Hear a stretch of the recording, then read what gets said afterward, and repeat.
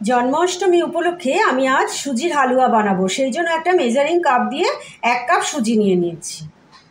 আর এই same measuring cup দিয়ে 1 cup ঈষদুষ্ণ গরম দুধ নিয়ে নিয়েছি। এটাকে এখন 10 মিনিটের জন্য ভিজিয়ে রাখবো।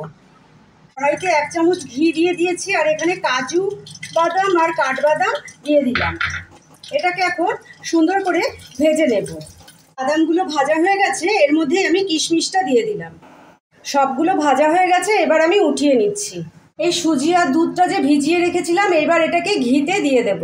এবার এটাকে সুন্দর করে নাড়াচাড়া করে নেব।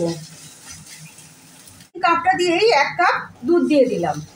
এবার চিনিটাকে পরিমাণ মতো দিয়ে দিলাম, যে যেমন মিষ্টি খাবে। গ্যাসের আগুনটা একদম লো রাখতে হবে। এর মধ্যে সামান্য একটু এলাচ দিয়ে দিলাম। আরও 1 চামচ ঘি দিয়ে দিলাম। আরও হাফ চামচ আমি ঘি দিয়ে দিলাম। একদম লো আছে, এটাকে নাড়াচাড়া করতে হবে। আমাদের হালুয়াটা হয়ে এসছে। এবার আমি বাদাম কুচিগুলো দিয়ে দিলাম। এবার আমি নামিয়ে ফেললাম। আমাদের জন্মাষ্টমী উপলক্ষে সুজির হালুয়া কিন্তু একদম তৈরি। ভালো লাগলে অবশ্যই একটা সাবস্ক্রাইব, লাইক করবেন।